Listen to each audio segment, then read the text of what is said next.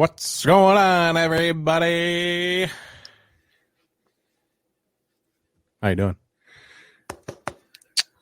Yeah. Lights on. Oh, yeah. Lights on, guns up. TJ's here. What's going on, TJ Whiskey Pro? We got Dylan in the house. Dylan, what's going on, my main man? Dylan, who spells his name right. I know other Dylans who don't spell their name right. This guy's got it figured out. He's got it figured out. Notoriety Sports Network. Dylan Austin, which we are a part of. Notoriety Sports Network. Yes, we are. My beer matches my hat tonight. Oh, very nice. Oh, you can't really see it with the light there. Yeah. Oh, bright Nirvana IPA. Oh, very nice. It's a good one. I've had it before. This isn't new, but it's good. Okay. Very nice. Haven't had that one yet. It's not bad. It's crisp, you know. Yeah. It's not like it's a very IPA. Put it that way. Okay. It's like it's hoppy. What's going on, everyone? Welcome to the show. It is on and off the field with Derf and Dylan. Oh boy.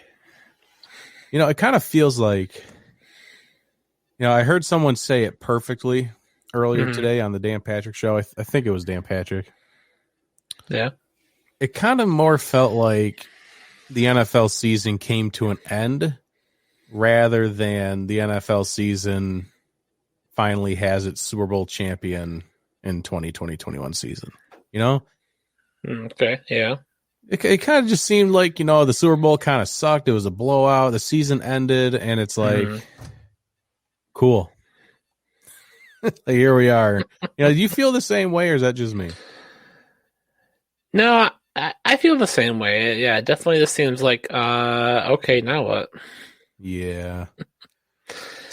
I feel like I was just left wanting more, because I even stayed. I watched the entire, celebration on the field, all the speeches and everything, and I was just kind of just sitting there like, yeah, season's over. That was good stuff. All right, we did it.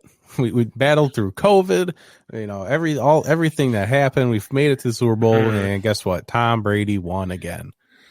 Now, everyone kept saying, we just want to go back to normal.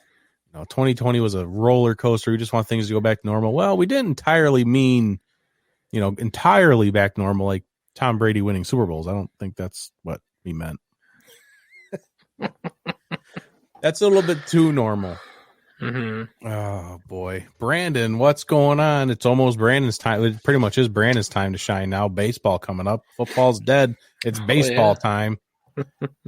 AJ, what's going on, man? Nice grabbing. Enjoy the interview. Yeah, it's going to be good stuff. He should be joining us here shortly. Yeah. Should be shortly, I think. He said he was going to join us at the beginning of the show. We're going to have Danan Hughes, former Kansas City Chiefs wide receiver and now color commentator, Iowa Hawkeye standout. Dude, there's a two-sport athlete, played baseball, third-round pick in the amateur draft by the Milwaukee Brewers, I think. Yeah, man. Yeah. He's got we can't wait to talk to him. This dude got to play with Joe Montana. That's pretty cool. That is pretty cool. Those Primos, what's going on, my main man? Bucks defense was insane. Yes, it was. All right. So, welcome to the show, everyone. Stick around. It's going to be a great one. We're going to just start the flossing process here. Oh, yeah. Start the flossing process. You got to make sure you're flossing. It is recommended by 10 out of 10 podcasters everywhere. And also our sponsor for this segment is Stefan Diggs. Flossing is follow, like, observe, subscribe, and share to everything on and off the field related. Derf, give them the rest of it. Oh, yeah. Well, you can follow, like, observe, and share on Instagram, Facebook, and Twitter, as well as subscribe to our YouTube and our Twitch channels, which we are currently live on, all of them by searching at OOTF Podcast or On and Off the Field. Make sure to click the link in the video description so that you can get all the other links that you need to stay on top of what's going on with this podcast.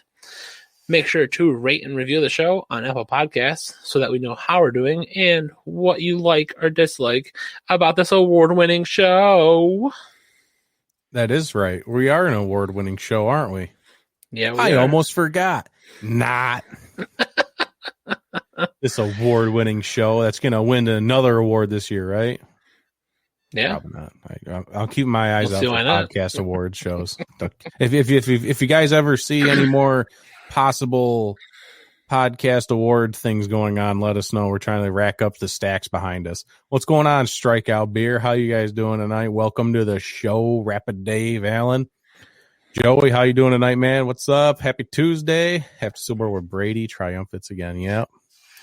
Once again, it never ceases to amaze me, Tom Brady. All right. I think we're ready. We're ready to just start this show out with the absolute largest bang that we can think of.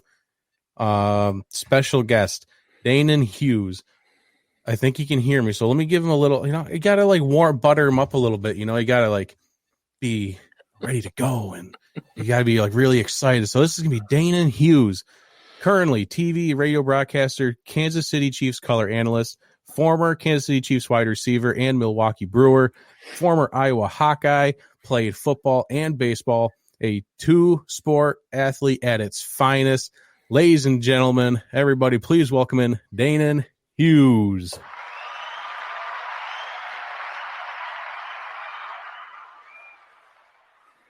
Danan, how are you?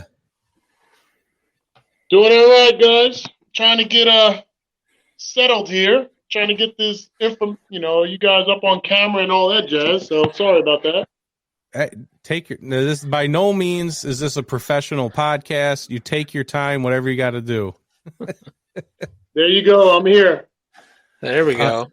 How are you on this fine Tuesday?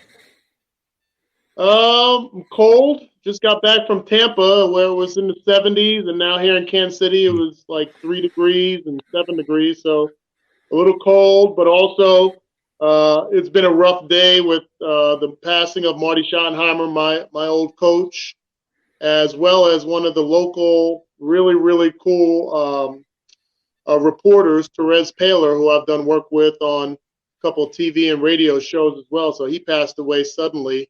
So kind of a rough stretch of days here in Kansas City, but we're battling through. Yeah, it's been an emotional past couple of days with those announcements, and also the ESPN Pedro passing away as well. Yep. It's been an emotional couple of days with that. But we really appreciate you making time coming onto the show today. Yeah, so I guess that you kind of started it off for me. The first question there with the passing of Marty Schottenheimer. Just wanted, since he was your coach, want to give a little some of your favorite memory maybe from Marty. Yeah, Marty was a great man, a great coach. I was fortunate to be under him for 6 years. He and I got each other. Oftentimes you may have experiences where you don't know where the coach really stands, or you have an experience where coaches might BS you sometimes, or just tell you what they think you want to hear, etc. Especially in the crazy business of the NFL, you kind of never know. And I always felt like what he was telling me was truly from his heart. He was very passionate. I kind of consider myself a very emotional and passionate player. So it was great to have a coach who was willing to kind of be that way as well outwardly. And he was just real. You knew exactly where he stood. You knew exactly what he wanted from you, what he expected from you. And, the term that, hey, this guy you'll want to run through a brick wall for, that's thrown around a lot. But Marty was one of those guys. You kind of felt like he was on the field with you every single play, that he put you in the best position. He brought stuff out of you that you didn't realize. And that was kind of like me. I was a special teams knucklehead for most of my career, captain for 4 years, and I never played special teams in my life before coming to Kansas City. And it was just something that was drilled in me. And I always tell people the best coaches are the best brainwashers. They can get you to believe things and see things and do things that you never thought you'd be able to do. And that's kind of how Marty was to me. He was just a great man, very influential. I was fortunate where I had Dwayne Banks as a baseball coach at Iowa. The baseball field's named after him. Hayden Fry a Hall of Fame coach, one of the greatest college coaches ever, and then coming into the pros, getting to be coached under Marty Schottenheimer. So I've had a lot of great coaches in my life, and Marty's definitely at the top. Yeah, Hayden Fry as well. Man, yeah, that's kind of a lucky stretch there with coaches. That's amazing. Yeah, yeah. And speaking of Hayden Fry, I just wanted to throw up real quick. Probably one of my favorite highlights. I'll get to see what your favorite highlight from your career is, but I think this was one of my favorites that I kind of was able to locate. It's only know if this rings a bell. Yeah, it does. Yeah, there it is. There it is. Yeah. That's what 1991. Yeah, that was 91. We were 10-1 that year. Still the best winning percentage in Iowa history. So I was part of some great teams, Rose Bowl team, and then that team was the next year after the Rose Bowl. A couple of funny stretches about that is, one, I had pre-planned the Snow Angel. Okay. Two, so I told everybody I was going to do it. Two, that there's never been a time, that's what, 30 years ago, 29 years ago, there's not been one time that I've gone back to Iowa where somebody hasn't mentioned that. Not one time since I've been back.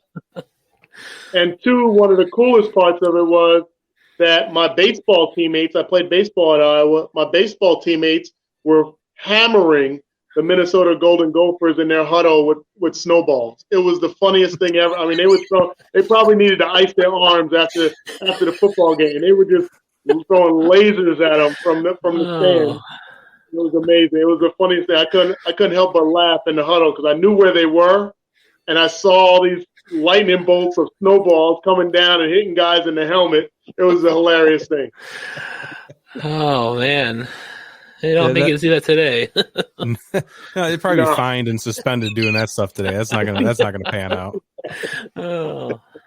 And that game is just even more special because from what I saw, that was Hayden Fry's 100th win as a head coach as well. So just a lot of amazing stuff there. And then obviously going into the NFL, being like what you already mentioned, coached by Marty Schottenheimer, you have to play with Joe Montana. I mean, that's pretty cool. I'm not gonna lie, that's cool. The last 2 years, Joe, imagine being a rookie coming into the locker room where Derek Thomas, Neil Smith, Joe Montana, Marcus Allen, and then I was drafted with Will Shields. So I think I wind up playing with like 6 different Hall of Famers. Tony Gonzalez came a few years later. Played with Ronnie Lott. He came. His last stop in the NFL was in Kansas City during the preseason. Wow. So I was very fortunate to be around greatness, and my motto was just don't screw it up. Just don't screw anything up because it's not going to be their fault. It's going to be my fault. So that's what I lived by for 6 years. What do you mean it was my fault? I wasn't even on the field. It was your fault. Okay, fine. I'll wear it, Coach. All right. That's fine. I'll figure it out. Whatever. That's my general recap from what I wrote down. Just an amazing career. I mean, if you had one highlight before we get into present day stuff, just one highlight, something that you'll live with forever, what do you think that would be? I know that's a lot to ask. Man, I got to catch touchdowns from 2 Hall of Famers. I got a touchdown passes from Joe Montana, and then I actually caught Marcus Allen's last touchdown pass in the NFL. Was a running back pass on Monday Night Football against the Pittsburgh Steelers. So those are kind of a couple of my highlights. There's a whole bunch of others during that 6-year stretch, but probably those 2 stand out. Do you have those footballs? I have the first touchdown football. I don't think I have the Marcus Allen one, which was dumb of me. I should have kept it. But yeah, I still have the memory, so those are awesome. Hey, the memories are what counts. Yep. I got one question coming in from the comments real quick. How different is playing college ball in the NFL from your perspective? College ball into the NFL from your perspective? The speed of the game. I don't care. Like we played the University of Miami back in the days when they were in their heydays. We played, obviously the Big Ten was probably more prominent than the SEC back then. Mm-hmm. And playing the top shelf bowl games, Rose Bowls, Holiday Bowl, etc. And none of those matchups were anywhere close to the NFL speed. The speed of the game in the NFL is astronomically different than college football. And it doesn't matter if you're playing against Alabama or whomever, LSU, the speed is totally different in the NFL. It's a whole next level. So for people that, because, as fans, and I'm a fan now, you watch the game, you have, 65-inch, 50-inch TVs, and you get the freeze frame and you get the replays and all that, slow motion. You kind of really think like, oh, this is happening where really slow, or it's happening where you can recognize different things. Not even close. It's like slowing down the Indy 500 and believing that you can drive that fast down the highway. It's just not even close. And so, I criticize people at times where they call an athlete dumb because he had helmet-to-helmet contact, or a guy missed a block, or a pass goes off the fingers and people think he should have had it. And like, you really don't realize how fast things happen where a guy drops his head or drops his shoulder, but then the other guy drops his head and the helmets just happen to hit. Like, it's impossible to gauge when you're watching it on television or you're seeing it frame by frame. So the speed, like, you can't imagine, unless somebody threw you out on the field in the middle of it and then let everybody run around you, you wouldn't understand. You would never grasp the speed of the game the way it really is. Hey, Joe Schmo on the couch. Go cover Tyreek Hill real quick. You tell me what you go tell me if that's holding or something like. Tell me if you hold him. Exactly. No clue. So, like you mentioned right off the bat, coming back from Tampa Bay. All right. You got to get into the tough stuff now. You've had about 48 hours to recover, maybe. It's been rough, but we've all seen the analysis. What happened? I mean, Patrick Mahomes was running around for almost 500 yards in the backfield, just running for his life. Yeah. I mean, general takeaway. What happened? They already played the Bucs in the regular season. What was the big difference this time around? So here's a couple of things. One, the Chiefs beat the Buccaneers 27-24 in the regular season. And because the Chiefs had won, I believe it was 9 games by one score, less than one score or something, people believe the Chiefs are really good. But I kind of feel like because we won so many close games, people assumed that we were that much better than everybody, and we just happened to win close games. And I think what you saw in the Super Bowl, and even in part, even though the excuse with Patrick Mahomes going down with an injury against the Browns, we only won that one by 5 points. People seem to think, okay, well, we're just really, really, really great, and we just happen to be bored, or we happen to play down to our opponent. And I think what you come out of the Super Bowl with is that there were teams that were closer to us than I think people wanted to admit. And the Buccaneers, I can imagine. I've been in that locker room with a great coach. Heck, there's 2 coaches on the Buccaneers staff that I played with, Todd McNair and Kevin Ross in Kansas City. And I know Bruce Arians was a Chiefs coach when he first came into the NFL. So you kind of know what was resonating around that organization for 2 weeks before the Super Bowl. Hey, we gave up 203 yards to Tyreek Hill in the first quarter, and they still only beat us by 3 points. That's what a coach, if Bruce Arians is a leader, that's probably what he was promoting to his team is, hey, guys, we took their best punches, and they only beat us by 3 points. And we had to hold the ball for 4 minutes and 3 seconds at the end of the game to secure that win, as opposed to punting the ball back to Tom Brady and giving him an opportunity to drive the field and tie or win the game. Mm-hmm. So that game was closer than what people would think. And I'm sure those players thought, man, if we erase that first quarter, we win that game. And that's the truth. They probably do.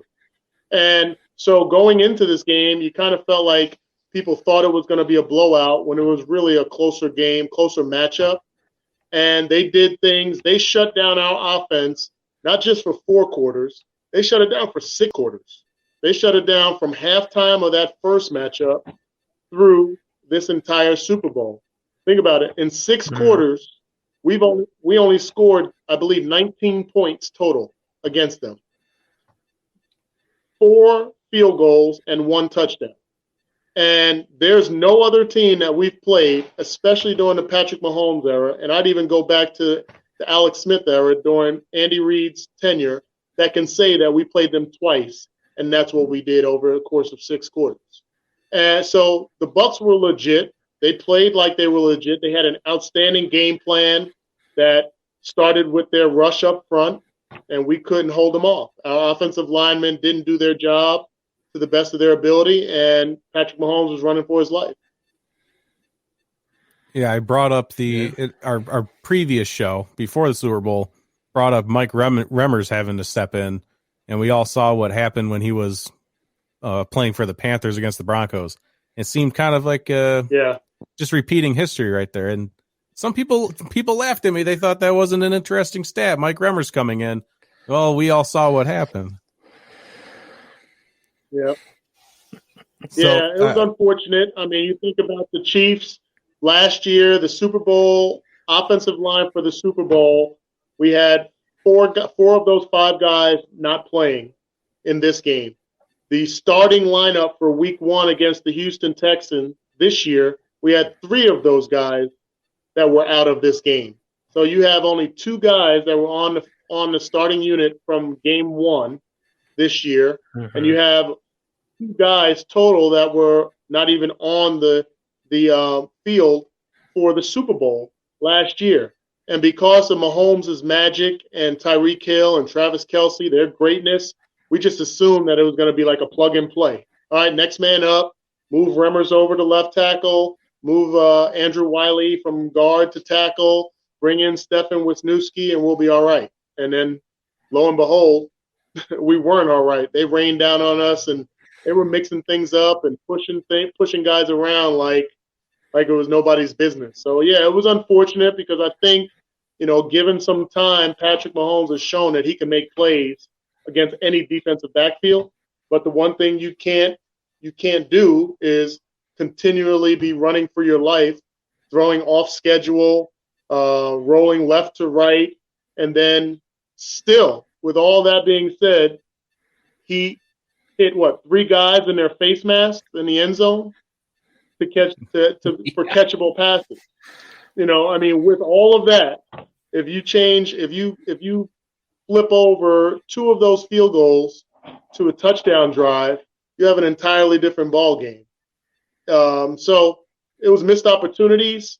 Definitely the referees, to me, I'm not one of those guys that blames refs, but I will say they were a factor. And anybody that watched the game has to know that was a factor. And some people say, well, the referees didn't stop you from scoring touchdowns. Well, the referees in some of those calls opened the door for the other team to score touchdowns, open the door for them to keep momentum, to keep a drive alive, to wear down our defense. And that is a factor. You can't say people believe, and I believe, the game comes down to like 4 or 5 plays in the game. Well, you can't say that officiating or bad calls can't be a few of those 4 or 5 plays. And I think it was pretty evident that in the game that there were some swings and opportunities for us to kind of rise up that didn't happen because of some error in the flags being thrown. Yeah, it's all about momentum. Yeah. And, man, those refs sucked the momentum out of the Chiefs multiple times and gave it all to Tampa Bay on some of them. Fred, you got questions? What's on your mind? I don't want to completely box you out here. Oh, I don't know. I'm just really enjoying this, what Danan's got to say here. It's just really, I don't know. I'm just sitting here in amazement right now that we're talking to a former NFL player, someone who, played with greats, coached by greats, and then, even getting into the broadcast booth just is, I think, just awesome. I know, I guess, question, looking towards the broadcast booth aspect of it, after the NFL, like, what kind of, took you in that direction, and what was your kind of your passion to get into that area?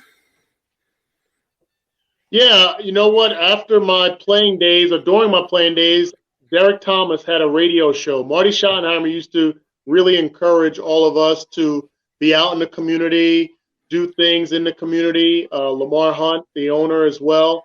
And then one of those things was a lot of guys had different radio shows, Monday night radio shows after the game, kind of, hey, what did we do right? What did we do wrong? You had it in a bar or a club, and they'd open the doors for everybody. It was kind of like a party, and then they'd have a radio station that we would be on it. And Derek Thomas had it for years, and then he stepped away, and the radio station asked me to be the host. So I stepped into that role while I was playing, still doing a lot of media. I went to college, and I was majored in broadcasting, so it was kind of an interest of mine. And then as soon as I retired, a couple of local TV stations called me to kind of do some Chiefs analysis midweek, pregame, postgame. Hey, what do they need to do? Keys to victory type of shows. And then I started doing broadcasts for high school football, high school basketball around town, pretty much whatever would get me moving in that direction. Radio, stepping in while radio hosts were on vacation, stepping in for segments and different things like that. And then I got an opportunity to do Big Ten baseball.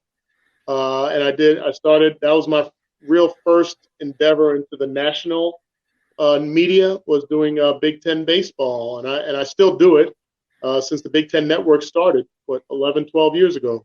And then I got college football, college basketball, and doing Chiefs pregame, postgame shows. And then they had an opening for the color analyst with the Chiefs, and they gave me an opportunity to work with Mitch Holthus, who's probably one of the best, if not the best in the business, in the booth. And this was my first year doing it. It was an amazing experience to go to the Super Bowl, to broadcast the Super Bowl. It was funny. When Marty Schottenheimer, the news was mentioned last week that he was moving into hospice. My wife's grandmother had passed away. She was living with us. She had passed away a couple of months ago, and my wife was looking through all her stuff and boxes and everything, and found a couple of articles from when I played against the Bills in the AFC Championship back in 93 season, 94 playoffs, and they were the local media. I'm from New Jersey. The local media is at my parents' house in Jersey, and watching them watch us play the Bills, and we lost, obviously. And they quoted me after the game, did an interview, and I thought my quote was something like, it is definitely disappointing, but I believe we'll be back, and we'll have other opportunities as long as we stay together. Well, lo and behold, that never happened. But it was interesting that she found this article, and a week later, I was back at the Super Bowl, but I was in the booth.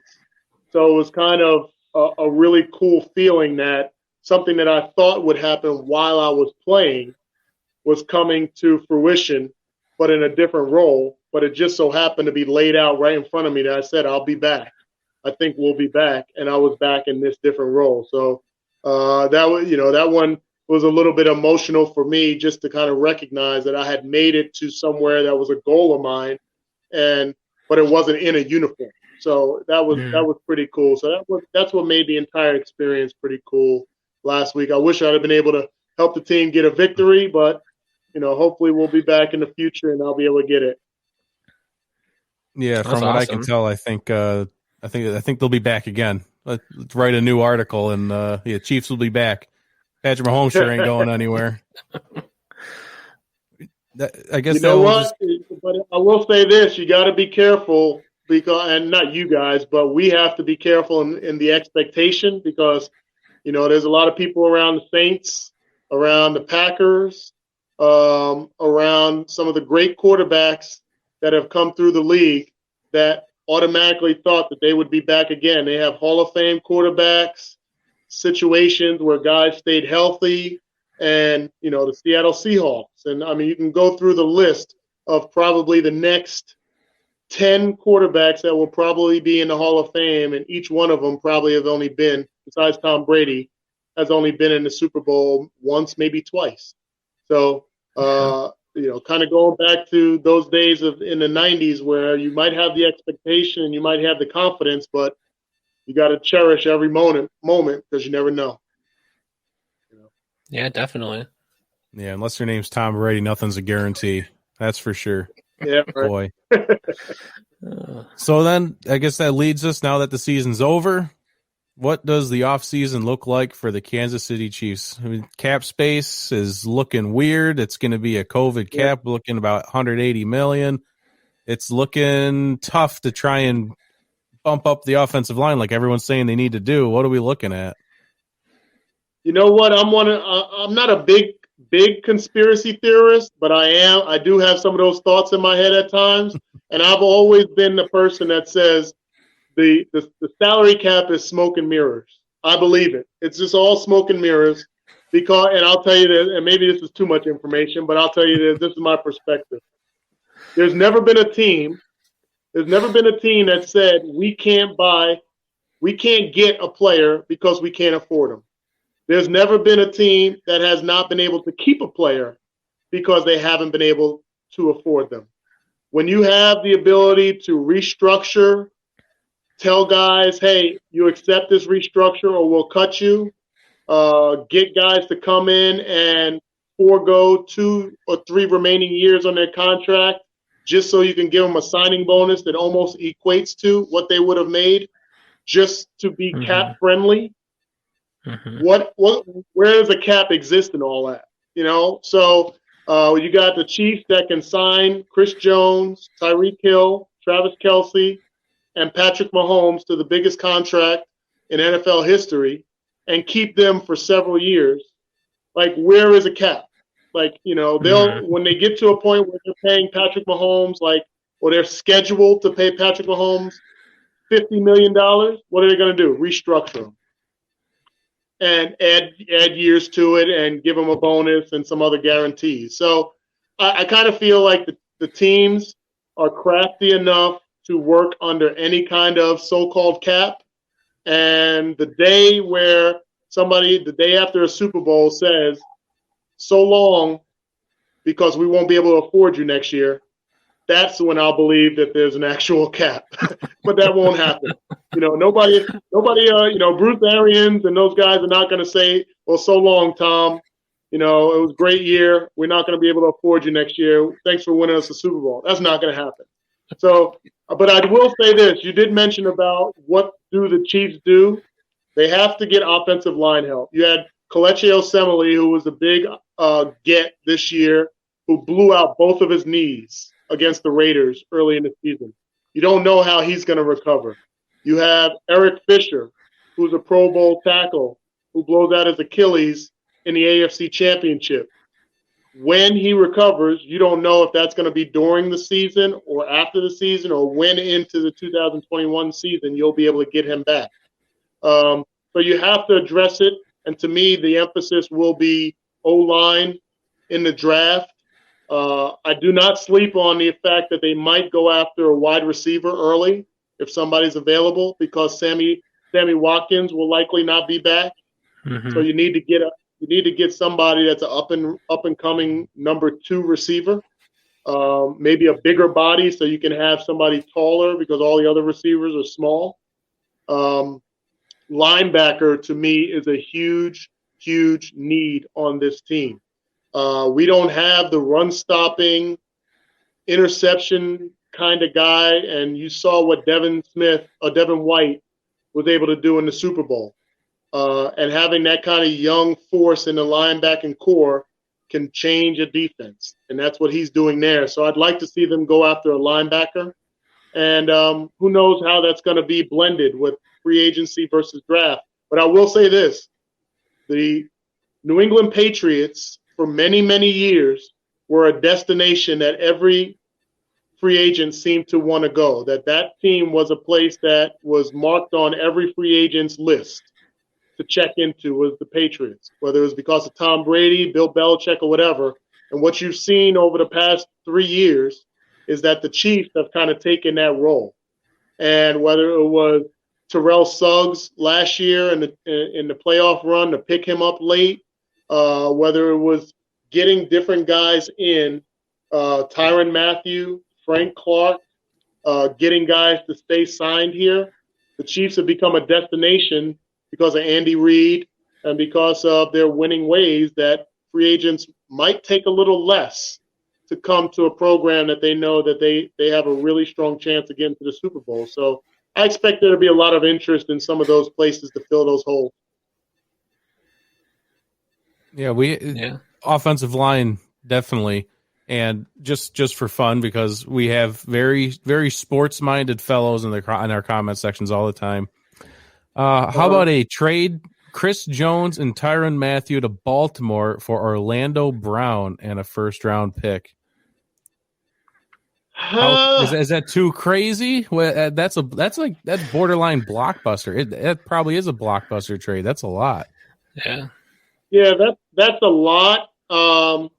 On the surface, it doesn't make it could make sense, but I just kind of feel like with the way this organization is, the way they've kind of built themselves as a family, how they have been overtaken in leadership by Tyrann Mathieu specifically, I just kind of wonder if they would let those two guys go on the defense. You consider before the Super Bowl, when we lost the AFC Championship, we let D Ford go, Tamba Hali, Justin Houston, and Eric Berry all go after an AFC Championship run where you lose in overtime to Tom Brady. And you get Tyrann Mathieu, you get Frank Clark, you re-sign Chris Jones, and I just don't see how they would just turn around and say, okay, let's get those guys off for the leadership, But you know what? A first-round pick is a first-round pick, and I guess it would depend on where that first-round pick positioning was. We've seen crazier things. Yeah, if it was Baltimore, I mean 27th. That's not that attractive. It is first round, but still, it's not that great.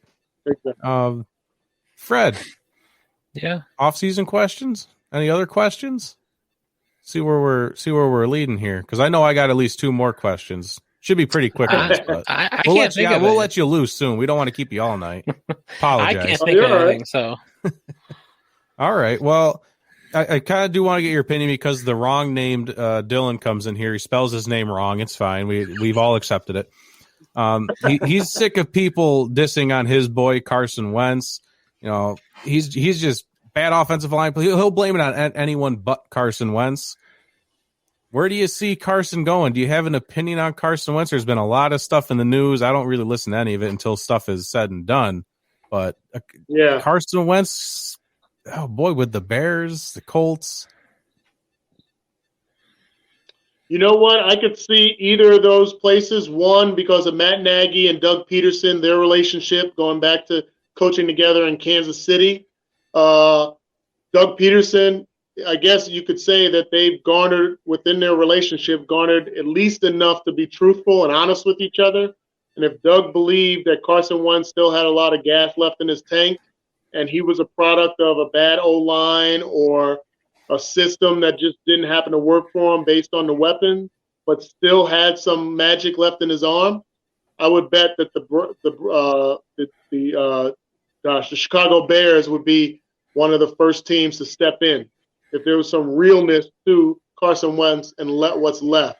Now, Doug Peterson could also be like, you know what? He's the quarterback. I had to keep him. We had a high tag. He's getting paid a lot of guaranteed money, but I wouldn't trade for him. Then I don't think the Bears would step in. I do think his time is done in Philly. He needs to go elsewhere. Would not surprise me that if Frank Reich and the Indianapolis Colts would go after a older quarterback and then draft somebody, kind of trying to follow the mold of what Patrick Mahomes and the Chiefs did behind Alex Smith.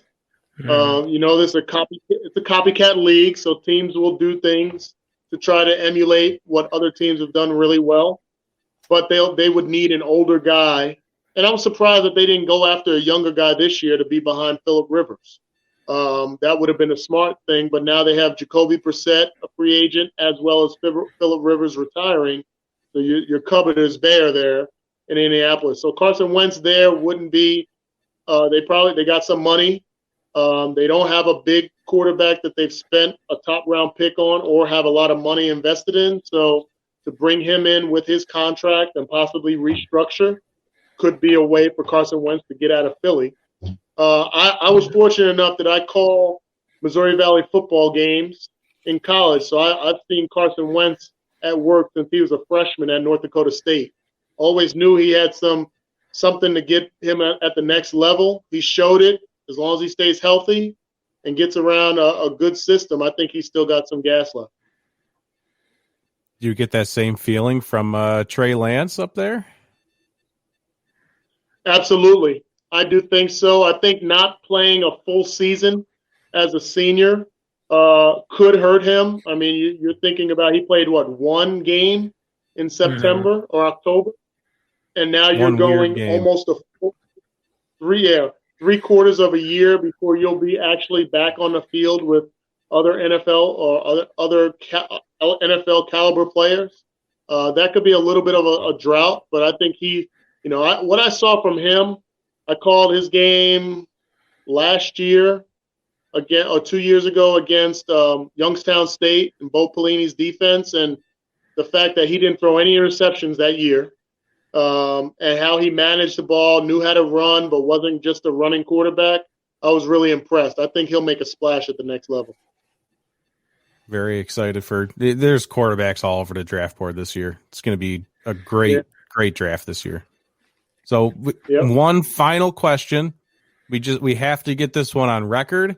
We've asked all of our guests in 2021.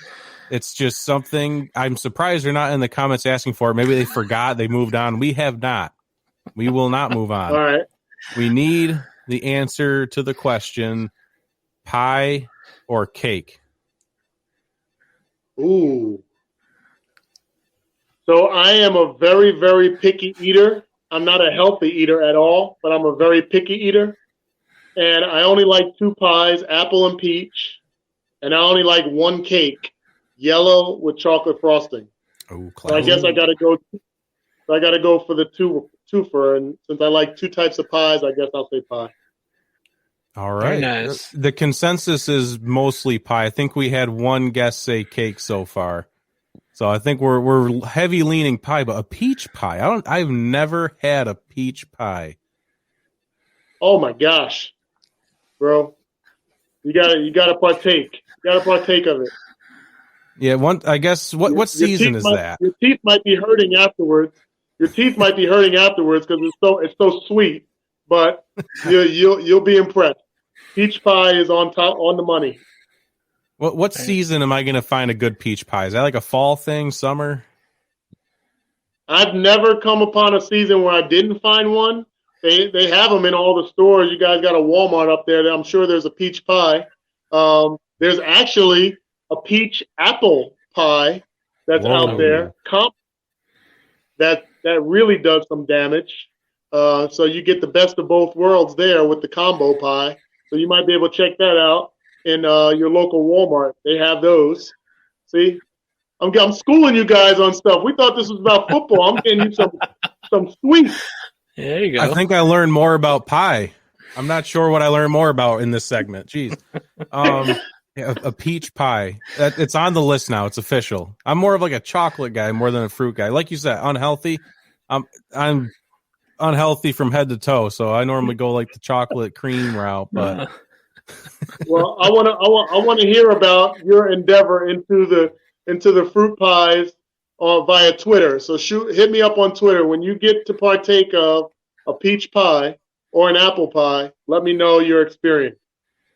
100%, without definitely. a doubt. As soon as I find that peach pie, especially if I find that peach apple combo, 100%. We'll hit you up. Absolutely, looking forward to it. Well, we can't thank you enough for coming on the show. This has been a blast, yes, definitely. an absolute thrill and a first for our show. We've been around for over 2 years, never had a former professional athlete on. So this has just been this has been a dream come true. So we can't thank you enough. No problem, man. Happy to be here, and I appreciate you guys reaching out to me. I'm glad I had time to do it. Yeah, we're thank glad you very too. much. Well, thank you. Have a wonderful night. Thank you for sacrificing 46 minutes of your night. Appreciate it very much. And go Chiefs 2021. Let's go. Appreciate it, man. You guys be safe. Thanks. Too. You too. Oh, I kind of forgot. There. Oh, yeah. That was fun. Amazing. Absolutely amazing. That was awesome. Thumbs up from Strikeout Beer. There we go. Jameson had a bunch of comments that I do want to read. I do want to get, because I was kind of giving them the side eye over here, seeing what he was putting down. Whoo! Oh man, Eric White came in for a little while. I don't know if Eric's still here, but yeah, I did. Like Danan said, those balls were just hitting them in the face, Max. I don't know. And I kind of agree with who was it. Was it this comment? I expected. Yeah. I honestly think the reason those wide receivers didn't catch some of those balls that hit him in the face because I don't think they expected the ball to hit them in the face because some of the angles he was throwing those balls. Oh, yeah. They see Patrick Mahomes like horizontal with the ground, and they're like, there's not going to be a. Oh, God, he threw the ball. How did that happen? Oh, my. Okay. Yeah, I saw this one was interesting. If the refs called last year's Super Bowl like this year, the Chiefs wouldn't have won the Super Bowl because they were holding all game. I think between last year and they carried into this year with holdings in the offensive line in the trenches, they've called that a lot less. So with the trend of how last season went, they definitely weren't going to call those holds. But I do remember last year.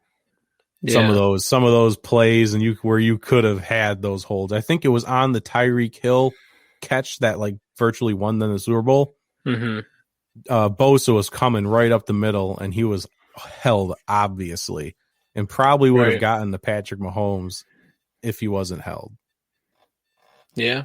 So I get where Jameson's coming from. I definitely understand that. But it was two different Super Bowls. One where they kept the flags in their pockets and one where they threw them. It depends on the crew. I mean, I don't. Yeah. Could some of those penalties not been called? Sure. I hate it. I just don't like because the referee that threw a lot of those flags in the Seahawks Steelers Super Bowl back in 2005. Yeah, that's when I became a fan. When they lost that game virtually because of penalties. It was kind of like this year for the Chiefs. Penalties killed the Seahawks because it killed their momentum. Anytime the Seahawks had a big play, it was called back with a penalty. Every time. Just this past couple of months, I don't remember what month it was, maybe it was even weeks ago, the referee who kept throwing those flags came out in an interview and said, I wish I wouldn't have thrown some of those flags because they were game-changing flags. Right. And you'd never want to be a ref that throws a flag that is game-changing in a game like this. Obviously, you can't let some things fly, but if it's something stupid like the end zone penalty, that's the one penalty where I looked at it and went, that you didn't need to throw that flag. That put the Patriots on the 1 yard line. Right. So that's just me. Yeah. Yeah, I mean, it kind of go to the point where you say, different crews are going to, officiate a game differently, and I thought it was extremely interesting that they seemed to be more strict in the Super Bowl than they were in any of the games in the playoffs. Yeah, there was a lot of games in the playoffs that were just like let them play, and no flags were thrown. Yeah, and then you get to this, like what happened? It's like they were like, oh well, this is the biggest game of the year, so they gotta be on their best, their best playing ability. They got used to it for the past 3 weeks when you didn't call flags, so it's gonna happen. Yeah, early in that game, I kind of just said to myself, like the Chiefs are doing what the Seahawks used to do with the Legion of Boom. They would just harass wide receivers because they knew Well, the refs aren't going to throw the flag every play. If they throw it every once in a while, we'll live with it. But we're going to get very physical. Well, I think that's what the Chiefs tried to do, but the refs threw it on every play instead, which most teams wouldn't think they do. But guess what? They did. Oh my God, that's not good. So, Pat Mahomes is something else. Yes, he is. That man is something. Carson Wentz to Indy. I think I get the Bears thing. Mm-hmm. I just think the Colts need him more, and I think the Colts could give up more to get Carson. I know the Eagles might want Nick Foles back, but I don't know what these packages look like. I don't like doing this because we've heard. This is like my one. Like Dylan posted something about this earlier today about, this reporter over here says he has a source saying he's 100% going to the Bears, and then this guy says he has a source saying he's going 100% to the Colts, and then this person comes in, there's a mystery third team that might get him. I think we have to pass a law that says if you have a source, you need to name it. Because I think these people are just going, well, my Uncle Rick said there's a really good idea here where the Bears could trade these people to get Carson Wentz. It's a done deal. He's my source. Like, Uncle Rick's not a source, That's what it feels like sometimes. It's an opinion. It's like this mystery third team. It's like, well, my cousin Bobby, he said the 49ers might be interested. Like, that's not a source. Get out of here. That's what it feels like sometimes. Yeah. No, yeah, I get it. Yeah. Jimmy G to Chicago or New England. I feel like New England's he's got to go home. Cam Newton in Washington. Couple back with Ron. Okay. All right. Interesting. I get it. I think Cam Newton's washed up. He should just be done. That's my personal opinion. I don't think he should be anywhere. But that's fine. That's fine. Sam Darnold's a Kyle. Yeah, see those the Jets. Jets 49ers swap would be interesting. Jimmy G go to Jets. I don't know, maybe. Lawrence is obviously going to Jacksonville. Justin Fields to New York. Wilson to Atlanta. Who's Wilson? Zach Wilson. Zach Wilson, that's right. Yeah, quarterback for BYU. BYU, yeah. To Atlanta, then Trey Lance to Carolina. Interesting. All right. That's what? 1, 2, 3, 4 quarterbacks in the first 7 picks? Could be. I guess it's not crazy. It's not. No, really not. I mean, I don't know. Atlanta's just... I thought that's what Atlanta was going to do last year. Mm-hmm. I was shocked when Atlanta came out of the draft without a quarterback. Right. My mind was blown. Like, what are you doing? You have Matt Ryan, who's high 30s. I'm not sure of his exact age. 37, 38. He's got to be right there with Stafford. He's old. Yeah. Virtually. Like, and you're not, you can obviously see a decline with Matt Ryan, but you're not going to start bringing in a backup yet? You have nobody. Their backup was Matt Schaub, who had to retire because he's older than he was older than Matt Ryan. Yeah. That was weird. That was Need weird. Something there. 35. Matt Ryan's 35.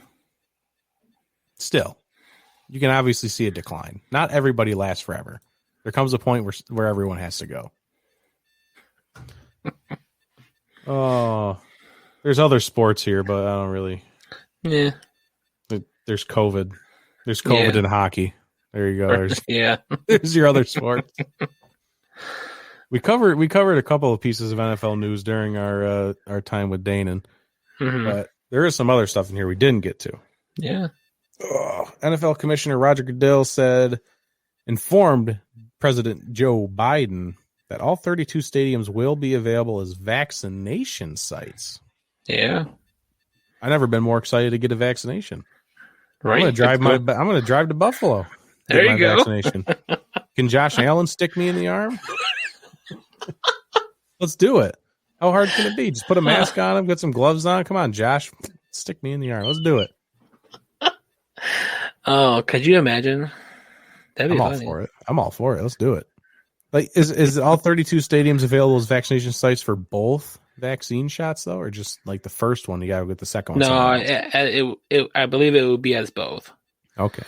Like, this isn't like a one-time thing as a vaccination site, and there's already a few stadiums that are set up as vaccination sites, and then before the Super Bowl, Roger Goodell was like, "No, we're gonna make all 32 stadiums, available to whoever's setting up these vaccination sites. This is an option." I mean, I get it. It's cool. Very good. Mm-hmm. Set it up, big area. Yep. And normally these stadiums are centralized in a downtown area, so it gives everywhere. Right. It gives people a place to go. It's not like you're shoving your entire downtown into like an emergency room or wherever. Right. That's the purpose of opening these stadiums up as vaccination sites. Mm-hmm. That's the whole point. So good on the NFL. Let's see if anyone else, let's open up baseball stadiums too. Let's do it all. Come on. Let's all get in on the party. I guess the stadiums are being used in baseball now, though. Is baseball starting? When does that start? Where's Brandon Combs? Where's he at? Oh, I was talking to somebody the other day about it. They are beginning of April is their official start date. Oh, God, we still got a while. We still got a little bit there, yeah. Ooh. Yeah. Andy Reid's son was put on administrative leave. He should go to jail. Yeah. He's a piece of human garbage. I haven't heard anything if the little girl's doing any better or still fighting for her life, but that's a tough situation there. Yeah, the most recent update I still have right here says that she was left in critical condition, and that's all I'm still seeing. So still critical condition. And he was driving drunk. I love how they worded some of those tweets in the news about Andy Reid's son. They're like, "Oh, he had some drinks and then got in a car and then got in an accident. He was drunk driving." It was right. Just call it what it is. Stop saying. Yeah. Stop trying to word it nicely. Yeah. God. Yeah, that's disgusting. Mm-hmm. You mentioned the passing of Marty Schottenheimer. Very cool stories and just a breakdown from Danan, who Marty was the head coach when Danan was with the Chiefs. How cool is that? That is really cool. Just that right there on the screen, someone who, had a relationship with that head coach, and I don't know. I still think it's like just super cool. I don't know. It's like, it's like how I was in the entire playoffs for the Bills. I'm just happy to be here, just kind of along for the ride. I'm just happy to be here. Just here so I don't get fined. I'm just yeah. And Jameson said he was high on Adderall as well. Piece of human garbage. He was a Browns, Chiefs, and Chargers head coach, 7th winningest coach in NFL history. Yeah. I mean, I was looking at his coaching history on Wikipedia, just running down all of his seasons. And it's like there was this one column where it would like if it showed if they made the playoffs, like how far they made it or like what round they lost in. Like every single one, there was like a couple of blank ones because if they didn't make the playoffs, it was blank. But if they did make the playoffs, it was filled in with something. Every single one was like filled in with something. This dude made the playoffs like it was his like it was his job. Obviously, it was his job. I don't know what else to say. But he was in the playoffs almost every year. Yeah, this dude knew what he was doing. Yeah, he did. Gosh, we had three people pass in the past 2 days. Yeah, very sad. Plus another podcaster, NFL Network analyst. The from around the NFL. Around the NFL, yeah. That was last Friday or Saturday? That was on Friday, yeah. And they broke the news on Saturday. He Chris Wessling, he was, it was his second time around with cancer. He just had a baby, this past fall. So it's, it's a show I listen to a lot, and it just breaks your heart to hear that, you're really pulling for him, and it just went downhill real quick. It's been a rough couple of days in the world of sports. Mm-hmm. Jeez. We talked about Carson Wentz a lot, trade talks. But do that. I'm just going through my list of notes over here. Yeah. Darren, what's going on, man? You missed the good part of the show, but welcome in anyways. You got to make sure you listen to the podcast or rewatch this when we're done being live. Yeah, that was a great. Because I think you might know who Danan is. He played when you were watching. Probably. Oh yeah. You might know. Danan Hughes with the Chiefs. What 93 through 98? Yep. Jameson said another one died. A Yahoo reporter died today. Was that the Perez Taylor? Mm-hmm. Yeah. He was mentioned by Dana. Yeah, it's insane. Yeah, and he was only 35, 37, somewhere around there. Yeah. Super young, insane. Darren knows the name. Oh, nice. He knows who Danan Hughes is. He was our guest in the first hour. He was great. That was a great interview. What else we got over here? The Houston Texans will not trade Deshaun Watson. They're basically refusing to. I don't know how this ends. A lot of people that I watch, like Dan Patrick, a couple other shows, like Rich Eisen show, a lot of the people I watch really think that Deshaun Watson will not be traded. Yeah. Like, if he doesn't want to show up, then fine, don't show up. I don't think, because the Texans aren't going to win this year anyways, whether they trade him or not. So it's just going to be a fact if Deshaun Watson's really going to have the nuts to just sit out the entire season. Mm-hmm. So it's all on Watson right now. Because if the Texans are going to play hardball and just say, if you want to sit out, sit out. Godspeed, whatever you want to do. We're not going to win. We're not going to win with you. We're not going to win without you. So we might as well just sit there and do nothing. You know, I think that's the road with Deshaun Watson has to take though. If he wants to be, he's requesting a trade and they're saying no, then he's got to stay. He's got to stick to it. And all right, I'm not playing then. Like, how awkward is that going to be at this point? With everything said, all this going on, everything that even teammates have said, the teammates have been coming out into the media and saying he needs to be traded. Mm-hmm. Players from other teams are saying he needs to get out of Houston, and then I kind of agree with everyone. I don't think he's going to be traded. What do the Texans have to lose at this point? What, he's just going to sit out? And then, okay, fine, sit out. You're not going to get paid. We're not going to win. Whatever. Just have fun and have your hissy fit in the side. Whatever. But you're still our quarterback. I kind of agree with everyone. And maybe Deshaun goes a couple games without playing, but if he doesn't get traded by the trade deadline, maybe he says, okay, fine, I'll come back. Maybe. Or he sits out the whole year. Either way. I really want to see that. I want to see him do it. Sit out the entire year? Yep. I don't think he has the balls to do it. I would like to see it happen. Just like let's have a Deshaun tracker. There we go. Let's see how long he sits out. Oh. He has enough money by now. He doesn't need to play this season. He'll be fine. If I was Watson, I'd retire. Wow. Well, what if you retire and then if you come back, you're still under contract. Like that's what happened with Gronkowski. Right. So. Yep. Still, he would lose. Still, he definitely wants to play more. I don't think he's not going to Andrew Luck it and retire and not come back at all. Some people said that dude was coming back. Someone made like a fake text chain or something, like saying he's going to come back. Stop. Leave Andrew Luck alone. Let him be himself outside of football. Yeah, leave him alone. Speaking of people that need to be left alone, Russell Wilson and his camp have voiced their concerns over how often he's being hit. Almost 400 sacks and countless hits over the past 9 seasons. And Russell Wilson has also stated that he would like to become more involved in the drafting / free agency process, basically who they bring into the team. He'd like to be more of a part of that.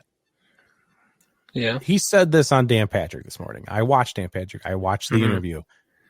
It's not as serious as people are making it out to be.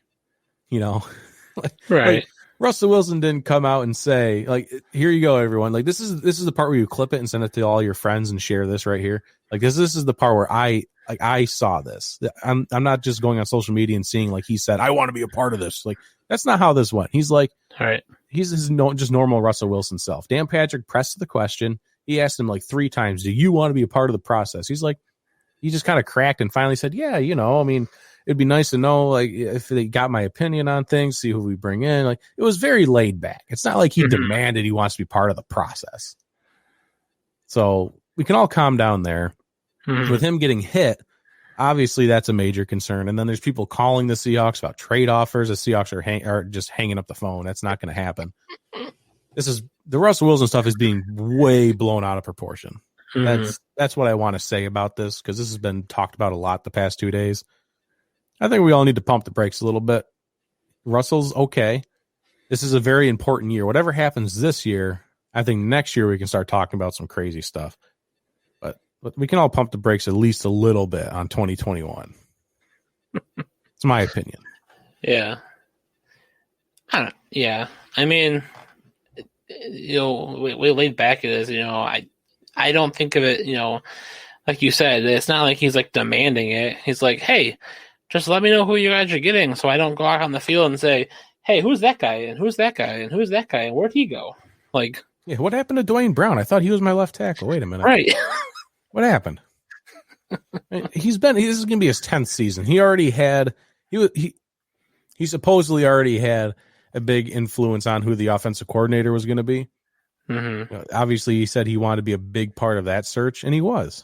Right. So if he's going to be a part of like the free agency process or maybe a draft pick, they only have 4 draft picks. How much of a big influence can you be? Right. So I don't know. Leave him alone. That's what I just want to say. I mean, let's not make a big deal out of this. All right. Let's all take a step back. I'm not saying stay retired, but just make it clear he's not playing again for Houston. I mean, even if he came back, he's still under contract, and the Houston Texans just be like, all right, you're back from retirement. Welcome back. I mean, that's basically what they would do. Welcome back. Your spot on the bench is open right here. So I don't think retiring is the right answer. Yeah. Unfortunately. I see what you're saying, like, stick it to Houston, but if you just sit out, Mm-hmm. then, it's the same thing. You don't have to fully retire. We have our 2021 Hall of Fame class. We actually have a football 2021 Hall of Fame class. Suck at baseball. Yeah, we actually have good players in football that get into the Hall of Fame, unlike baseball. Not even letting people like Barry Bonds in. I don't think you should probably get in. I don't know. I could just sit here and that one seems a little on the iffy side. So we have offensive lineman Alan Faneca. Faneca. Damn. All right, Faneca. I tried. Head coach Tom Flores. Yep. No relation to Brian Flores, I don't think. No. Wide receiver Calvin Johnson. I'll come back to that one. Safety John Lynch. Amazing addition. Quarterback Peyton Manning, obviously. Scout Bill Nunn. I don't know who that is. The name kind of rings a bell, but not like Hall of Fame rings a bell. Like, oh, yeah, Bill Nunn. Right. Wide receiver Drew Pearson, very deserving. And defensive back, obviously, Charles Woodson, 100%. Mm-hmm. Calvin Johnson. I'm not mad. He definitely deserves to be in the Hall of Fame. And if he would have had to wait a year or two and still get in, then fine. Like, either way, he was getting in no matter what. Like, first ballot. Mm-hmm. That's impressive. That just tells you how dominant he was in a short period of time. To get first ballot Hall of Famer Calvin Johnson. This opens up the door for Andrew Luck becoming a Hall of Famer. Oh, yeah. Like, before, people were like, well, Andrew Luck didn't play for very long. He didn't make a Super Bowl. He didn't crazily succeed, but he dominated when he was in the league. He was a very, very talented quarterback when he played, and then he retired due to injury. Calvin Johnson didn't play for very long, didn't even have 1,000 catches, but he was dominant for the time he played. Yep. So Andrew Luck's a Hall of Famer now, in my opinion. It might not be first ballot because I think Andrew Luck played less time than Calvin Johnson. It might not be first ballot for Andrew Luck, but I think he will definitely get in now. Because you can't say, well, if Calvin Johnson's a first ballot Hall of Famer but had a short career, not even 1,000 catches, well, what's stopping a great talent for a short period of time like Andrew Luck from getting in the Hall of Fame? Right. Yeah, it's yeah. I don't know. I think they could have, not have taken Calvin Johnson this year for sure. There's been some other receivers or special teamers that have been waiting for a little bit longer. But I get it. I get that's a big name that we had. As granted, it was only for a short amount of time, but he clearly made an impact in the NFL. I think that was the pushing point. What makes him a Hall of Famer is, what is your impact on the game? What is your impact in the NFL? And, how did you change the game? And his play style, his size, his physicality, his speed, just everything he did. He was just a new prototype for wide receivers. You can be fast and big and just be uncoverable. And that's what he brought to the NFL. And that now we got people like DK Metcalf. They're just building themselves differently. Yep. You know, people that would usually be tight ends and probably blocking are now looked at as big targets as wide receivers. So that's what he did. Not saying he was the first one to ever do it, but he was the first one to probably dominate doing it. Right. All right. And then the NFL honors. Ladies and gentlemen, your NFL honors. Offensive Rookie of the Year, Chargers quarterback Justin Herbert. Well deserved. Yeah, I'm fine with that. I don't understand why people are so upset. It makes sense to me. Like people are screaming that Justin Jefferson should have got it. Like he had a very good year. It's not like he broke records. I mean, it was very impressive, but did you see what Justin Herbert did this year? He broke the rookie passing touchdown record in like week 15. Wasn't even the whole year. And he didn't even come in until what, week 3? Week 2. Week 2? Yeah. So that's only 14 weeks. He broke the passing touchdown record for rookie. Stop it. Stop it. He was very deserving of this award. Defensive Rookie of the Year was Chase Young. Okay. Yeah. I can see it. You know. I thought Winfield had a very good year. Ooh, that would have been a really good one too. Jeremy Chin had a very good year. I think Jeremy Chin had splashes. He didn't have a great year. Right. He showed up a lot, like a game here and there. So, but I think with Chase Young, just big name, everyone knew who he was. Washington was a great story this year. I'm fine with it. I don't hate it. I would like to see what the votes were for other people. I didn't look that up. Yeah. But that'd be interesting. Offensive Player of the Year was Derrick Henry. Dude rushed for over 2,000 yards. I don't know how you give it to anyone else. Yeah. I was sitting here trying to think of somebody else that you could give that award to. Who else had anything comparable to a 2,000-yard rushing season? And especially to hit that mark by running for like 270 yards in the last game. What? Right. I mean, come on. Because before week 17, I was keeping track of Derrick Henry to see if he could get 2,000 yards, and I was like, "Oh, this guy needs like 250 yards." It would have been nice for him to get 2,000 yards on the season, but there's no way he's rushing for. Oh, he rushed for 250. Oh, okay, by like the third quarter. Oh, okay. Shit. Okay, great. Congratulations. Man, the big one was Defensive Player of the Year, Aaron Donald. People are pissed. Yeah, they are. This is your classic debate of high-profile athlete who dominates his position over a guy who had an extraordinary year that probably should have got this year's award but got beaten out by a guy who's just like normally like beyond human every year. Might not have had better stats or had a more dominant season, but just because he's who he is, he beats you out. That's how I looked at it. Yeah. Because TJ Watt was a monster this year. But you can't just look at stats. You have a pass rushing linebacker, outside linebacker, edge, whatever he is in that defense. I don't know what he is. Right. Against an interior defensive lineman who had 13 and a half sacks. You just can't compare stats. This is what people need to get through their heads. You can't, because that's what the graphic going around was. It was comparing TJ's stats to Aaron Donald's stats. Yeah, no kidding. He has more passes defended. He's a freaking linebacker.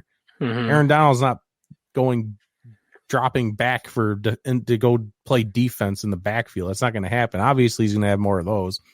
Right. Obviously, TJ has more interceptions. Aaron Donald's not going to drop back and catch an interception. You can't compare stats. You have to look at what they did, like play by play. Look at the games. You have to see what they did. And Aaron Donald constantly getting double and triple teamed every game, double, triple team, every snap almost. And TJ gets double teamed every once in a while, but most of the time he's not. He might get chipped by a running back. He had a great year. Should he have gotten it? Sure. I would not have been mad. But Aaron Donald is just a different human being. And if he won Defensive Player of the Year every year for the next 10 years, I can't say anything because he's just an absolute monster. Yeah. I think just the fact that he had 13.5 sacks as an interior lineman. Unheard of. Like, okay, when he's lining up, he's not looking at, it's not 2, but 3 linemen in his way. TJ Watt is on the outside and has to, they run, they bull rush the tackle. They're one-on-one, it seems like, for the most part. Get tight end chip or running back chip. Fullback comes up and, helps the tackle out occasionally. They're trying to run around them. Aaron Donald ran through them. He's pushing 330-pound guards and tackles into the quarterback, like putting them in their lap. Yeah. Like, I think that just solidifies the case right there for Aaron Donald for me. Like, think of the position that they're in, what they're playing, what they're doing on a daily basis. I get TJ Watt had great stats, but, could he have won it? Sure. It would have been nothing out of the ordinary for me to see, but, I think you have to give it to Aaron Donald. Like I said, if he gets it as long as he gets the double-digit sacks every year, I think he gets it, just because of who he is at this point. Right. I think the only thing that'll supplant Aaron Donald as a defensive player of the year is if anyone gets 20+ sacks. Yep. Linebacker, edge rusher, whatever it is. If they get 20+ sacks, okay, give them the award. I'd be fine with that. But as long as Aaron Donald's doing what he's doing, he'll probably get it every year. So just buckle up, folks.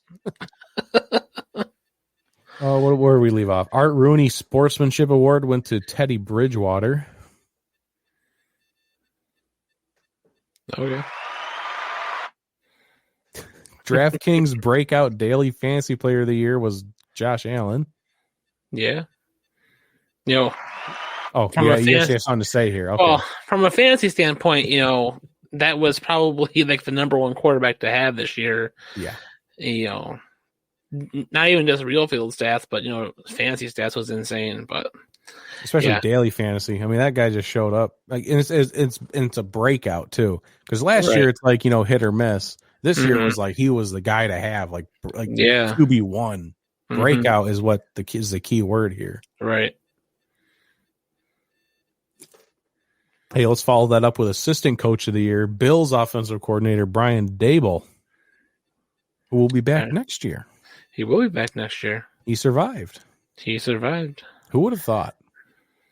I didn't think. I thought he was that Paul Rudd meme. What is it? Who would have thought? Not me. Who thought we'd be here? Not me.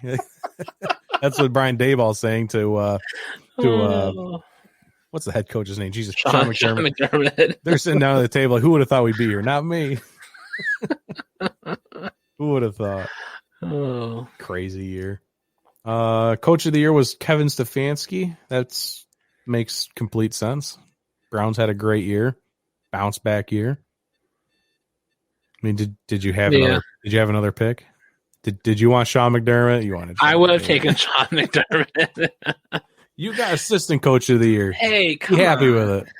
I get the Stefanski pick here, and it makes sense. Turning an organization around that looked like absolute garbage last year with Freddie Kitchens. I'm glad I went to Stefanski and not Brian Flores after that quarterback debacle that we saw this year with Tua and Fitzmagic at the same time. Yeah. Would have loved to see McDermott there. I think he's why? Because he's done it year after year. I mean, but Bill Belichick did it year after year. I don't think this award's meant for people that do it year after year. I think this award's meant for like head coaches that can turn a franchise around. That's what it's usually meant for. Because if it was like who does it year in and year out, Bill Belichick would have gotten it like 50 years in a row. Yeah. Okay, so if it's something they've done this year, then McDermott took the next step for the Bills organization, because last year was, an exit in the wild card, with a team looking like garbage, to a team that takes the division, gets the number 2 seed, 13-3 record, and makes it all the way to the AFC Championship game. Like, that's with that argument, I'll accept it then. Okay. That makes sense. They won the division, big deal, beat the Patriots, 13-3, second seed, AFC Championship game. That all makes sense. All right. I would agree with that. But taking a team, what were the Browns? The Browns looked like they were ready to do a quote on themselves. And then they make it to the divisional round they lost in. Yep. Right? Divisional round. So they both were very impressive. Yeah. But sorry, Stefanski beats him out. That's okay. I thought Pete Carroll should have got it. I'm Yeah. just kidding. Comeback player of the year. Just name the award after him. Yeah. Alex Smith, obviously. Almost died. Yeah. If somebody comes in here and says Ben Roethlisberger should have got it, I'll block you. I will literally throw the ban hammer down on you. Oh, did you see that they Straight up. played the video for him? Like they did Joe Theismann did narrated a video when they presented him with the award. I didn't watch the ceremony at all. It was no. I kept seeing a clip on Facebook and social media in general, but it was he was watching a video of Joe Theismann going through the same injury, and then it was back and forth between Theismann and then being on the field, but then it would be clips of what Alex Smith, all his it was clips from basically Project 11, all his rehab that he did, just the journey he came through, endeavored there. But I just thought it was a really nice touch there that they kind of, those two are kind of linked at, in some capacity, and that they, were able to incorporate that in giving him this comeback at Player of the Year award. Yeah, wasn't it the same day, same yard line, same team, same everything? Yeah. That's spooky. So if I'm however many years ago that was to the day, if I'm the Washington quarterback and we're playing that same day, what is it, whatever the number is, 20 years from now, yeah. I'm taking a seat that day. Coach, I'm not feeling good. I got to sit this day out. I'm not going out there. Hell no. Or you're in the game and then you get to that yard line nope, I'm done. Take a knee. Nope, sub me out. Take a knee so you're 1 yard back. Or just go into the fetal position. Well, that you go to the fetal position, you actually some guy pile drives you and breaks your neck or something. You can't be on the field that drive. You just got to get off the field. Yeah. And then MVP, obviously Aaron Rodgers. Yeah. Had a great year. He did have a great year. 44 votes, and then it was Josh Allen with 4 and Patrick Mahomes with 2. That's what surprised me the most there is that Josh Allen had 4 and Mahomes only had 2. Did Mahomes really have an MVP season though? No, the answer is no. I don't think so. No. It was a Mahomes season, Right. It was good, but yeah, and we kind of heard from Danan though too. The Chiefs won a lot of close games, and everyone thought they're playing, in coast mode half the time. I don't know. I think that's, I think that was, Mahomes still being able to show that he's good, but he clearly showed he's a young quarterback in the Super Bowl we saw on Sunday. And I think, maybe he was just, a little extra relaxed and, on the field this season. So, if he really wanted it, maybe he should have tried a little harder. Maybe he was trying harder and just didn't pan out. I don't know, but I think that's just something that, there was at least in the tier of voting there, I kind of thought that was interesting that it was Josh Allen over Mahomes. Yeah, I think the thing with Patrick is an experienced quarterback in that Super Bowl would have realized it's time to stop throwing the ball. Mm-hmm. After halftime, they just kept throwing the ball.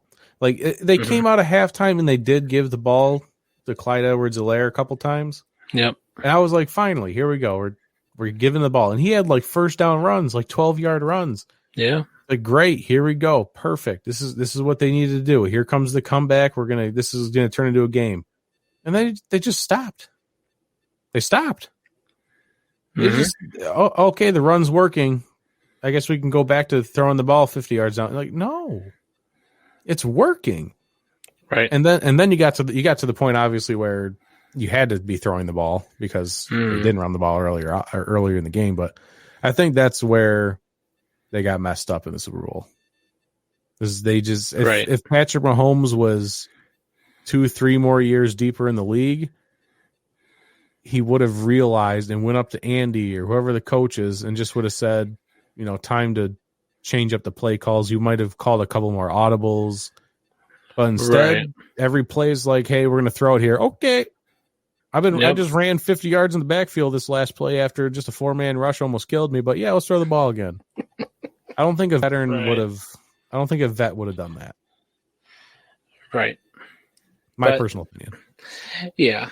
And, as much as as you want the quarterback to realize that on the field, the head coach needs to realize it as well, or the offensive coordinator who's calling the plays needs to not be stubborn as a donkey and stick with the plan that they want and not change it. And right. This game is all about how can you react and adapt on the fly, and it seemed like they just didn't want to. They couldn't figure out why Tyreek Hill didn't have 200+ yards. Mm-hmm. They just did it earlier in the year. Why is it not working? Well, we'll just keep trying until it happens. That's what they were trying to do. Probably what they were trying. Like, why doesn't Tyreek have 1 billion yards? I don't know. Just keep throwing it to him. He's going to catch one of these. Oh, we're down 5 touchdowns. Oh shit, too late. All right. I still, I guess we've already mini started the Super Bowl recap at this point. We talked a lot of Super Bowl with Danan, obviously. Mm-hmm. Just for those wondering, if you're just tuning in, Danan, Danan Hughes, first hour of the show, he was with us. Make sure you go back and listen to this podcast. Available on all podcasting platforms. You can rewatch it on YouTube or on Facebook. It was a great interview with Danan. So encourage anyone to go back and listen to that. But since we've talked about most of the Super Bowl recap, the one thing I want to get off my chest, I even tweeted it. I don't tweet things, but I tweeted it pre Super Bowl and post Super Bowl. My point stands, or at least my Super Bowl MVP vote still stands, that Devin White should have been the Super Bowl MVP. Mm-hmm. I said at least pre Super Bowl, if the Bucs win, then Devin White will probably end up playing a big part in that. Post Super Bowl still stands. Dude flew all over the place. Jet sweeps with Tyreek Hill and McCole Hardman. Devin White sniffed that. That dude is so fast. That dude was keeping up with people like Tyreek Hill doing jet sweeps. Devin White's a monster. And then he boxed out Travis Kelce and fought for that ball and caught that interception at the end of the game. Mm-hmm. Devin White, they're never going to give. I think the last time they gave it to a defensive player was Malcolm Smith in the Seahawks Super Bowl. Mm-hmm. Devin White should have been Super Bowl MVP. And if you wanted to get really weird with it, you should have given the MVP to Todd Bowles, the defensive coordinator, who came up with this game plan. Yeah. That's who really deserved it. Yeah, it was a great defensive plan. Tom Brady's like fifth on my list. Let's put it that. Tom Brady's fifth on my list to get Super Bowl MVP. But guess what? Tom Brady and the quarterback always gets it. So I wasn't surprised. Who was your pick? You got a pick? I would have picked anyone on defense. If it's not Devin White, then I'm looking at Winfield Jr. He coming back from injury and just playing, lights out for a rookie, having that that tip interception. You could look at the other linebacker there who's been on the team. I can't blanking on his name right now. Yeah, that guy who had like 22 sacks that one year. Yeah, Levante David. Maybe. I think that's the other one. That is another. But I'm looking it up right now. Shaquille Barrett. Shaq Barrett. Oh yeah, that defensive end. But yeah, I think of the linebacker that kind of like. I could tell you his jersey number 54, but he was he had been with Tampa for 9 years. It was his first playoff appearance this year, and they made it all the way to the Super Bowl. And he had that experience that allowed him to be that mentor to Devin White and, help Devin White, become a better player. And I think you see that as a second-year player in Devin White, that he's an outstanding linebacker, and he's going to be with this team probably for many years to come. And you would hope they would just, continue to build around him, build around Winfield. And they keep Shaq Barrett. That's your 3 levels right there in the defense. Build around them. That's all you got to do. And this defense I love the way this defense played. Not to go back to the SC championship game, but I hope the Bills, defensive staff saw this Super Bowl and said, we need something like that. We need to be that aggressive. A 4-man rush was making Patrick Mahomes uncomfortable, making him run around and around and around. And then he's throwing horizontally, to the end zone. That's what you need. That is the key to beating this Chiefs offense. Doesn't matter how explosive they are. If you can beat them with a 4-man rush, they can't get the ball down the field. They can't score points. That's what it is. And I give this Tampa Bay team, I give the defense all the credit in the world as to why they won the championship. It goes back to the old saying, offense wins games, defense wins championships. Brady played a very complementary to the defense game. The offense was balanced between run and pass. They were just, to me, it was like Brady was out there on a Sunday drive, just kind of, going down the field. Here we go. All right, that's not working. We're going to try this. Oh, that worked. Okay, let's keep going and try something else. Touchdown. Okay, there we go. And then the defense is like, you ready for it again? Okay, here you go. Here's the ball again. Try again. Yeah, I don't remember who I was mini arguing with, but they said that Tampa Bay's defense carried this team throughout the regular season and the playoffs and then continued to do so in the Super Bowl.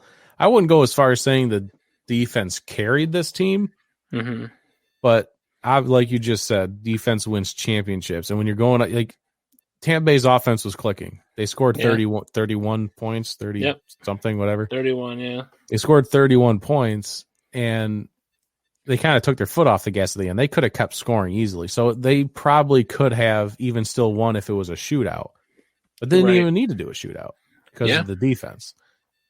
It's the key to winning any football game, I think, is getting to the quarterback with a 4-man rush. If you can get to a quarterback with a 4-man rush, you're going to disrupt every single thing because they can't throw it, so they're going to start to run it. But that's when you start bringing 5-6 guys and you start filling up the box, and then you start pushing back, and then you just rush forward again. And then you're making them question every single thing they do. Right. That's how you win. That's why you need a strong front four and a strong linebacking core that can also be in pass coverage. Yep. That's where the Seahawks are struggling these days. Yeah. As much as I love Bobby Wagner, as much as I love KJ, these guys are getting old. And you see it in pass coverage. You see it very often in pass coverage. Yeah. It's hard to see. That's just coming from a Seahawks fan. Yeah. That doesn't surprise me. Any other takeaways from the Super Bowl? I mean, Tom Brady has 7 rings. He's the GOAT. I mean, there we go. Is Tom Brady the GOAT? I'll ask you. As a Bills fan, is Tom Brady the GOAT? He has to be. It doesn't matter how much I don't like the guy. He shows on and on again on the field that he just gets it done. 7 Super Bowl rings. What single player has that? I don't think anybody. Like, you see the memes on social media, like the Hall of Fame should literally build an annex for Tom Brady's Hall of Fame career, because you can slice it in half, by 3, by 4. It's still a Hall of Fame career because of what he's done time in and time out for such a longevity. And it just worked. I really don't know how. I don't know how his body has stayed, together to play at this level for so long. And I don't think people understand the Buccaneers went 7-9 last year. They just won the Super Bowl. I mean, they added a couple of people on defense. They brought in a great rookie class, but with the addition of those players, they bring in Tom Brady, who just brings stability, maturity, a veteran presence to the offense, and they win the freaking Super Bowl in his first year there. Yeah. And I go back to something that Danan said. Like we look at Patrick Mahomes, and the expectation is Patrick Mahomes, always great. He's already been to 2 Super Bowls. This guy's going to be the next Tom Brady who's going to win 7+ rings. That's not a guarantee. Right. Russell Wilson went to a Super Bowl. He went to 2 Super Bowls. He's this is it for Patrick Mahomes. He's got 1 ring and then another appearance who lost to Tom Brady. Maybe that's what happens. The same as Russell Wilson, the same thing happens to Patrick Mahomes. Maybe this is it. Who knows? Maybe this implodes. Maybe this just doesn't work anymore. He gets injured again. Maybe Patrick Mahomes turned into a major disappointment because he's injury prone. Who knows? And then people start blaming the offensive line, and then it's a complete repeat of what we were seeing in Seattle. They didn't care about the offensive line, so the quarterback got hurt, and they couldn't win any more Super Bowls, and then it's a bust. Nothing's a guarantee. Aaron Rodgers, Drew Brees, all these people that are supposed to win multiple rings, they don't. Yeah. The only person that can do it is Tom Brady. And Peyton Manning, obviously, there's people that won multiple rings. That's not my point. But 7 is my point. Right. Like, we all assume Patrick Mahomes, he's going to be the guy that wins 7 rings. Well, maybe, probably not. We're probably never going to see a guy like this again. Right. In our lifetime. Yeah. I wouldn't expect to see that again. The league has been around for 100 years. 100 years. And we're alive during the time period where we get to watch Tom Brady win 7 rings. Yeah. I hate the fact that I gush over him now. Like, I'm giving him all this credit because I used to hate him.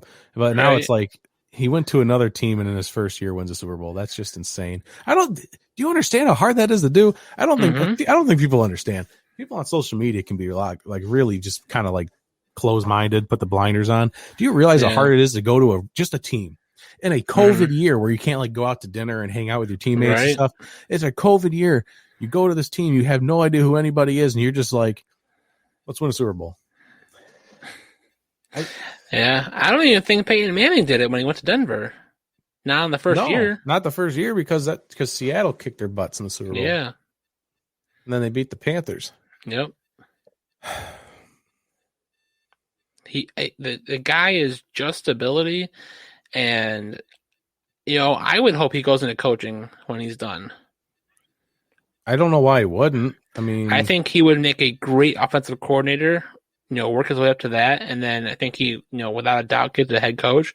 But he is going to be someone who was going to know how to pick apart a defense because he's seen so many different defenses. Maybe he'll go into the broadcast booth. He'll be the next Tony Romo. I hope not. What a waste of talent that would be. That would be. Oh. He doesn't seem like a coach to me, but I don't know. Brady or Romo? No, Brady. But I just just his personality that we see. It's hard to see him as a coach.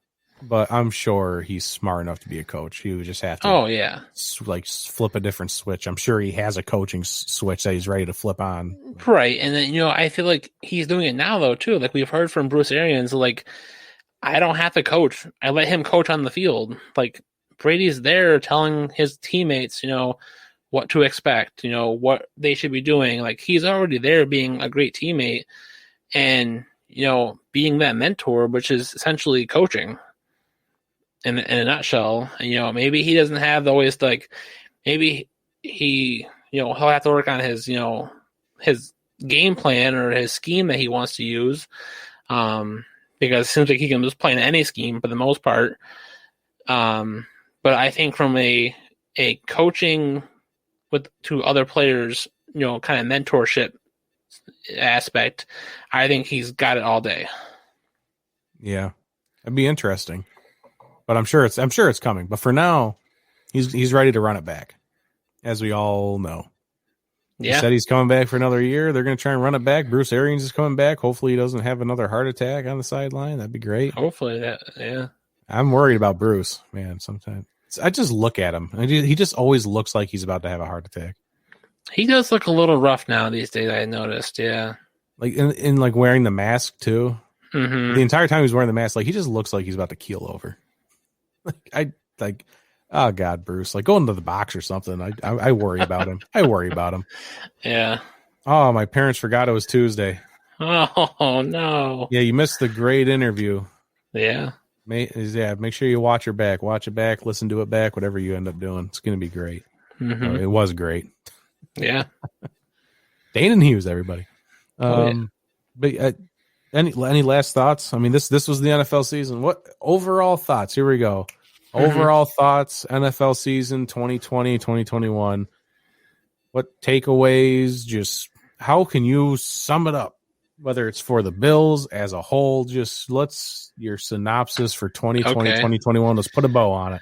All right. I think as the league in a whole for the 2020 season, I'll give you one word: relieved.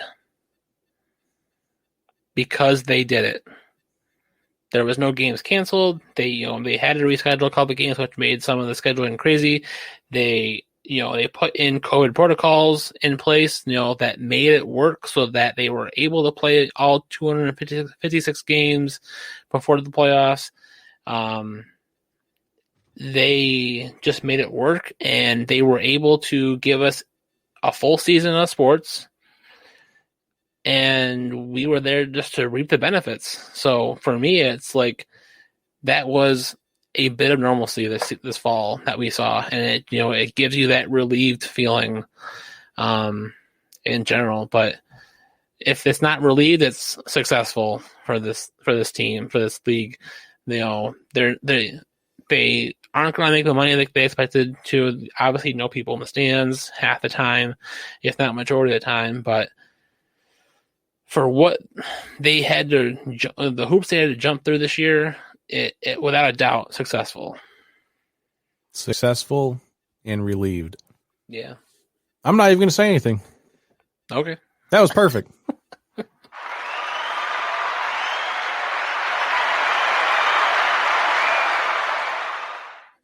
Yeah, I mean that was beautiful. Thanks. That was a great sum up for the season. Yeah. I can't put it any other way. There's nothing I could say that could top that. So, yeah we're going to leave it with that.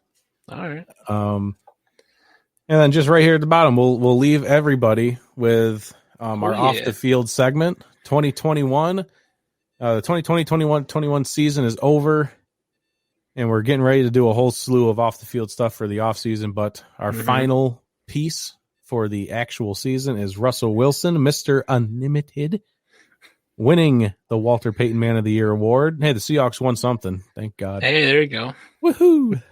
Did you see him up in the box with Ciara, like next to Roger Goodell? Yeah. He looked miserable. He's wearing his mask and sunglasses. He's just like... Is it over yet? He just sat... He looked like he was having the worst time of his life. So, yeah, the Seattle Seahawks, Russell Wilson... for all of his work with the Why Not You Foundation. We covered this last week a little bit, the whynotufdn.org. Let me throw it back up there again. This is the website. And yeah, they updated it right there. He won his Why Not You Foundation extends a heartfelt congratulations to our founder, Russell Wilson, for being recognized at this year's Walter Payton NFL Man of the Year. The prestigious award honors Russell Wilson's continued dedication to social good and social justice and his mission of empowering today's youth to become tomorrow's leaders. And during our show last week, you said, at one point that, the youth is the future.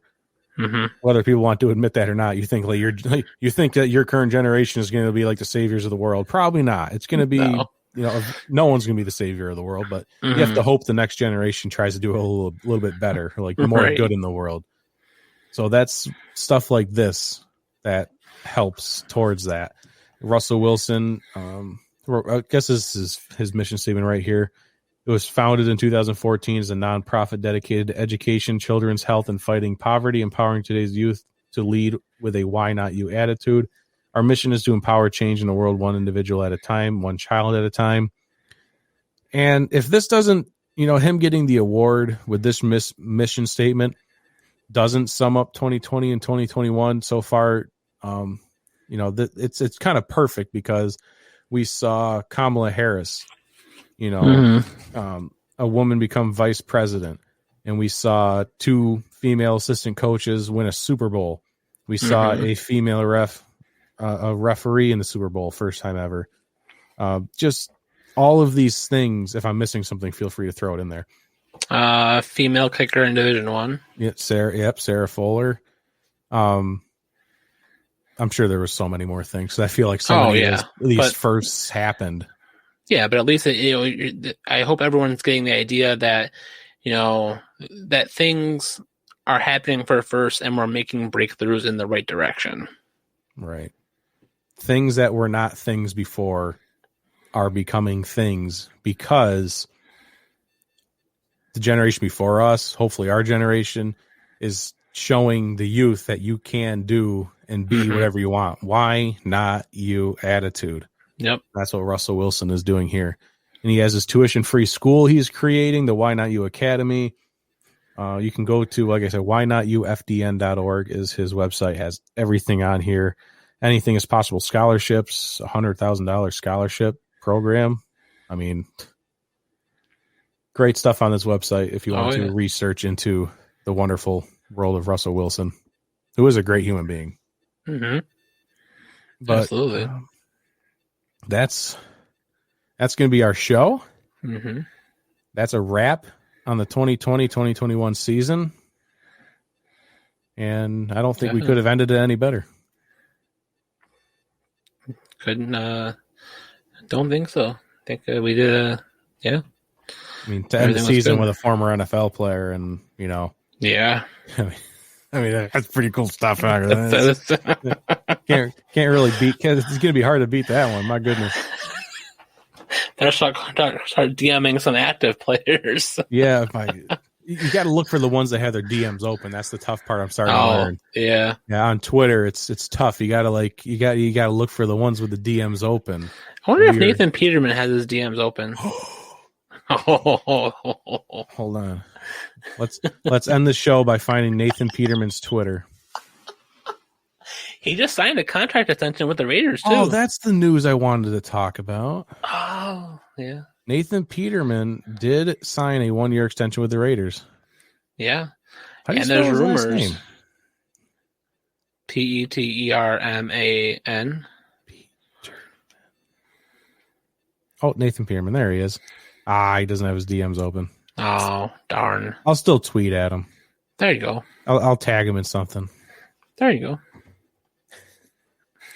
So here, hey, they're trying to shop Derek Carr. The Raiders are trying to shop Derek Carr and Marcus Mariota, which would leave Nathan Peterman to be the starter of the Raiders. It could happen. It could happen. I think our buddy Matt might become a Raiders fan if that happened. Oh, without a doubt.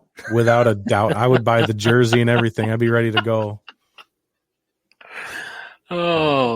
That'd be a good time. Good Lord. Wait, we were about to end on a high note, and then that happened. What a great season, though. It was a great season. It's over. We have our Super Bowl champion, as you said earlier, relieved. We made it. We made it. We're into the off season. Oh yeah. The season might be over. The 2020-21 season might be over, but the off season is just beginning, and we will be back next week to start it off because Mama didn't raise no wussies.